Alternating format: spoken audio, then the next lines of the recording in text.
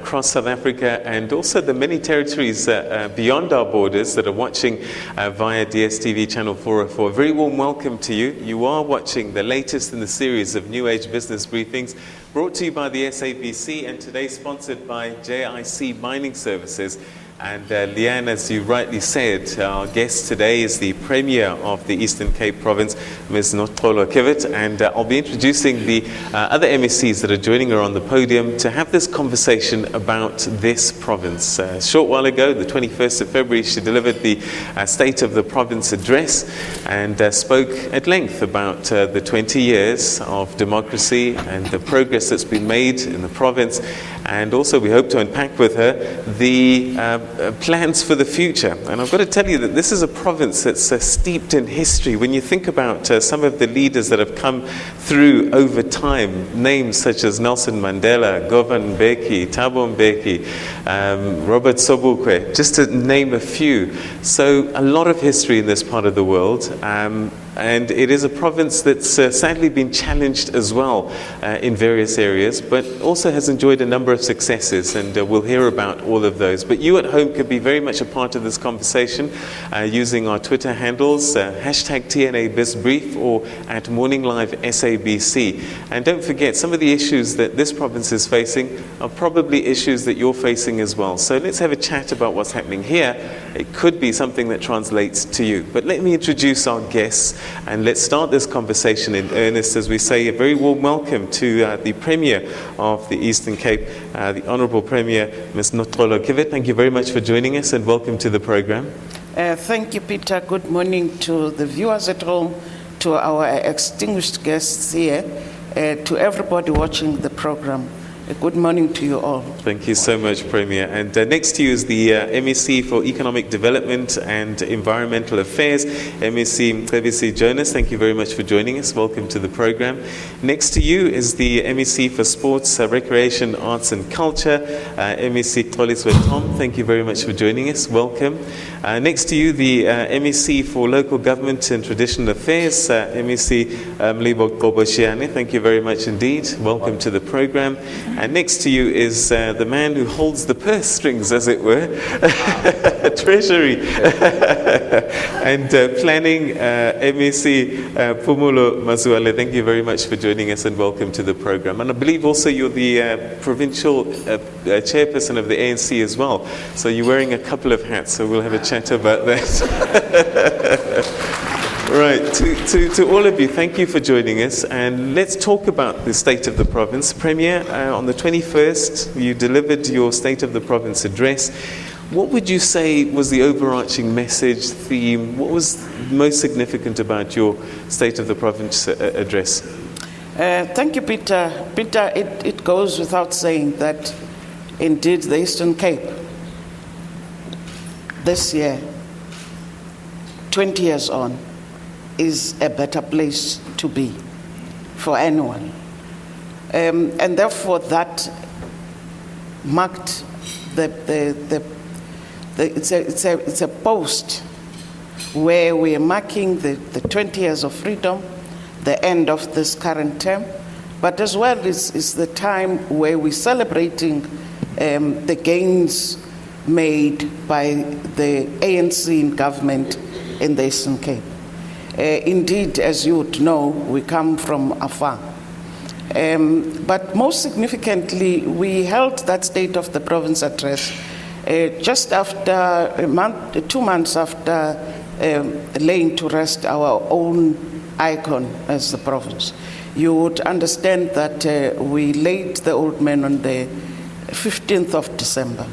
And therefore for us, as the province, just his decision to come and be laid to rest at his own home, our own province, made us feel proud, but also gave an impetus in the brand of the province as the home of legends. And therefore, we're quite appreciative the mood of the people, but also at a time we're appreciating the leadership of the ANC during that difficult time for us all as a country. The leadership from the President's office, Masita Nyaniti, our president made us proud during that time. All right, so that's kind of the overarching message that today is better than yesterday. And I guess people will say, how? What have you achieved, particularly under your administration? Peter, let me take you back and indicate that everybody knows the levels of development of this province as compared to any other province in South Africa is still low. But if you measure that against what we found in 1994, we were quite worse off. Understandably so, because this has been a province used as a labor reserve for the country, and as a province used as a tool to oppress Africans. And therefore, in this province, we can never be compared, developmentally speaking, to any other province. But I'm proud to say that having realized the challenges, that the magnitude of the challenges, we approached national government, worked fearlessly with the national government, hand in hand actually, to ensure that we push the underdevelopment challenges backwards. As we speak, you would know that even though the province is said to be the last in education, but if you check where we come from, 1994, 48%, less than 50% of learners passed matric in 1994 or before that. And today we have surpassed the 60% mark to 64.9. It may not be the best, but if you look at where we come from, it's quite a milestone. Children at school, you would know that at the beginning of the term, one of the challenges we were facing LTSM, which is the learner support and teaching material, delivery thereof. This last year, 2013, for this current year, at the end of 2013, all material, 100%, was at schools. Those are milestones that we've pushed. Job creation, economy. We would know that the whole country suffered in terms of the global recession. But in the province, we were able to record a 1.9% growth.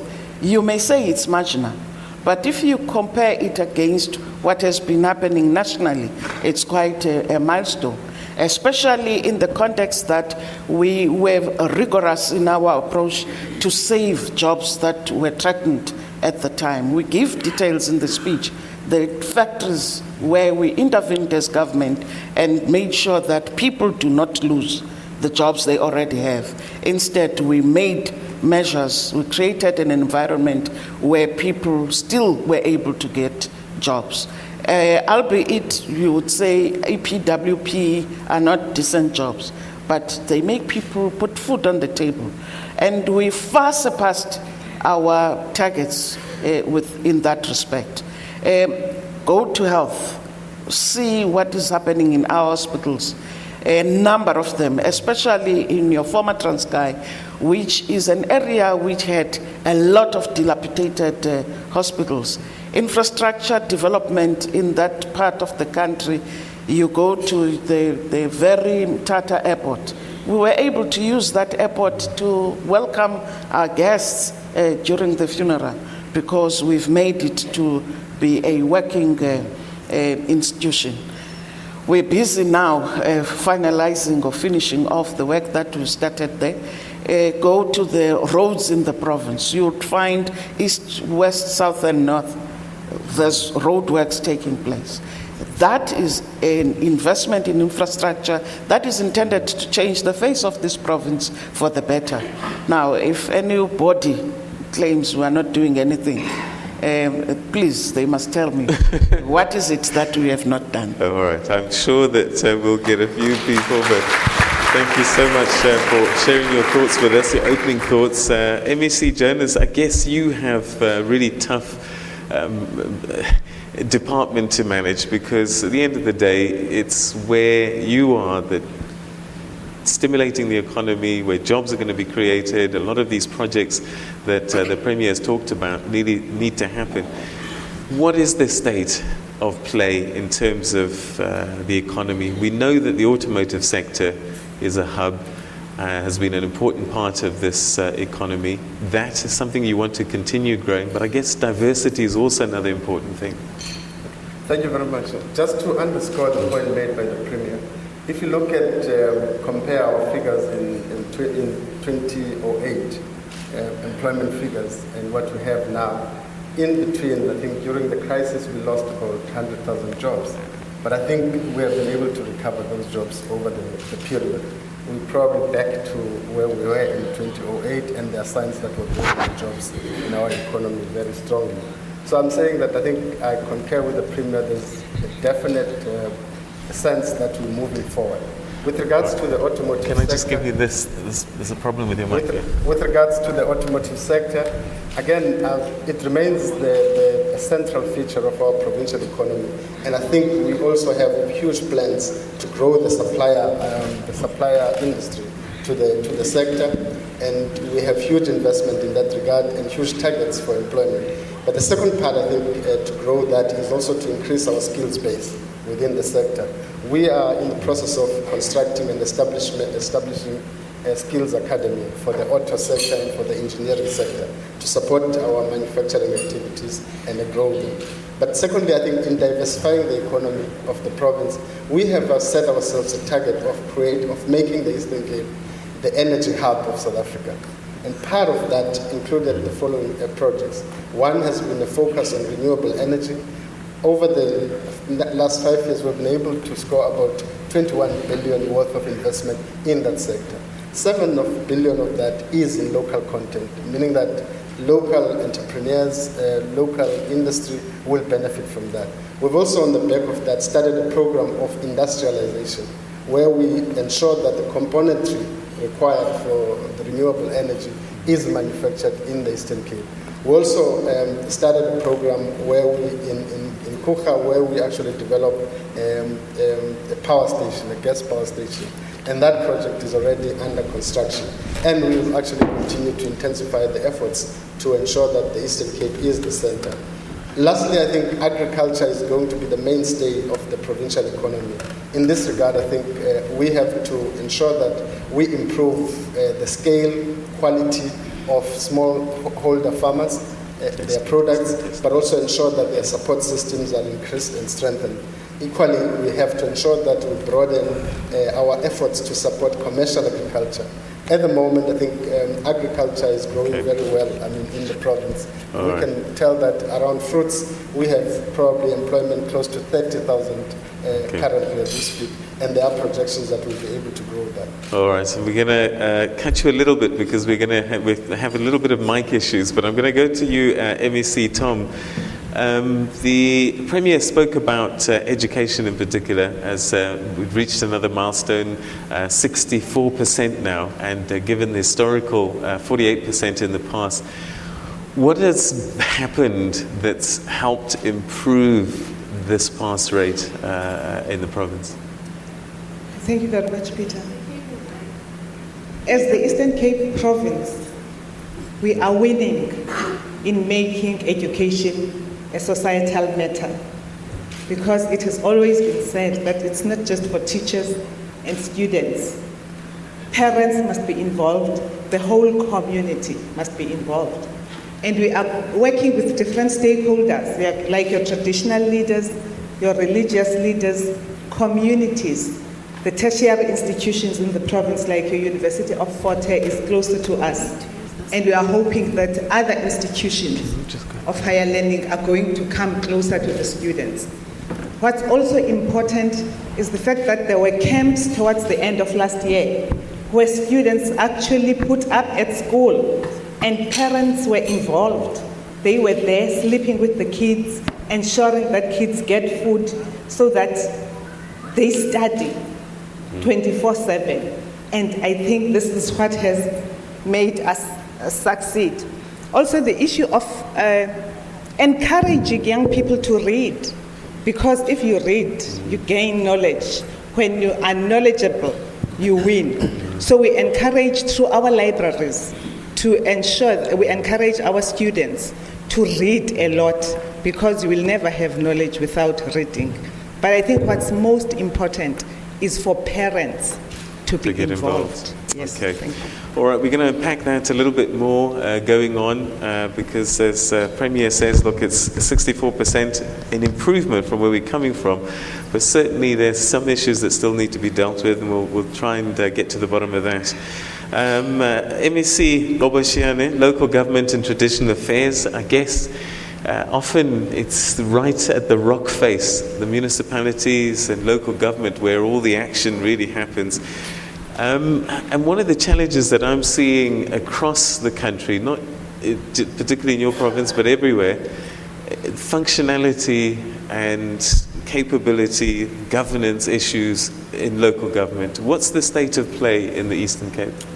Thank you very much, Peter, and to the viewers at home. I think we can confirm under this term that our duty was to ensure that we are building a functional, what we call developmental state. And in that, there were key elements that we had to take into cognizance. The question of support to local municipalities, to municipalities generally, including our 2 metros in the province, also to monitor whether they are attending to issues at hand. And the third area were areas of interventions, where we have seen things that are not operating in a manner consistent with the law and pieces of legislation, local economic development drive showing signs of weaknesses, capacity to run and administrate and manage the resources at that local level. We have already intervened in those areas. The infrastructure spending, the grant, the equitable share. And we also considered the fact that we can't operate local government excluding other spheres of government. Hence, the comprehensive social security, the security of tenure that we are speaking about, the basic services and the basic infrastructure will find an expression of how people lives improvement are going to show. And I think that's why they were able to speak about the expansion of those services, constructing, building bulk infrastructure, the dams that we are speaking about in the areas of Elodale, in the areas of Mbizana, Ludege, for instance, is an indicator that in the long run, the challenges of the current moment are not insurmountable. And local municipalities, through capacity that is there, improvement of the audit outcomes. In the past 10 years, our municipalities were showing red, but today we have turned that situation, and so many disclaimers have been reduced from 30, for instance, in the year 2003 and 4 to 7, and that is an indicator that municipalities are starting to be auditable entities of the state, and I think we are turning the corner. No ways, no turning back. We are building South Africa. Okay, so progress being made on local government level. MEC Maswale, Planning and Treasury. I know that the Eastern Cape Planning Commission has just tabled its diagnostic report. What would you say are the key highlights of this report, and how is the Eastern Cape 2030 plan is shaping up? Well, thank you, Peter, and morning. Indeed, it's correct. The Planning Commission provincially has produced a diagnostic report, which is building on the National Development Plan, of course, customizing to reflect the provincial attributes into that national plan. The critical areas that have been highlighted, of course, are the endowments of the province. The province is predominantly rural, and therefore it has a greater potential of development agriculturally. It has a greater potential for development in terms of the tourism, because, of course, you would know this is one of the beautiful parts of the country. The tourism potential here is enormous. Certainly, we also value a lot of our people here in terms of human development. We have that potential. It is one of the things we seek to harness as part of that plan going forward. Of course, the MEC for Economic Development did speak about infrastructure. It's another critical anchor, because given the sparseness of the province, the linkages are critical. It is part of that which is to be consolidated into a vision going forward. Just before we go to a break, I hear planning and I keep thinking of the National Development Plan. How is the 2030 plan integrated into the NDP? Because I keep hearing from Minister Manuel, it's time to take action now. You know, we've talked about it, we say a lot about it, but it's now time to actually get things done. You're correct. As we proceed, for instance, 2014-15, it is the first year of the implementation of the National Development Plan. Insofar as we have for the term the 5-year strategic plans, this current wave of the strategic plans to be implemented 2014 to 2019 are going to be the first installment of the implementation of the National Development Plan in terms of the broader vision. Thank you. So, what we do, we'll take a quick break, give you an opportunity at home to send your questions and your tweets to us, and also we'll start getting questions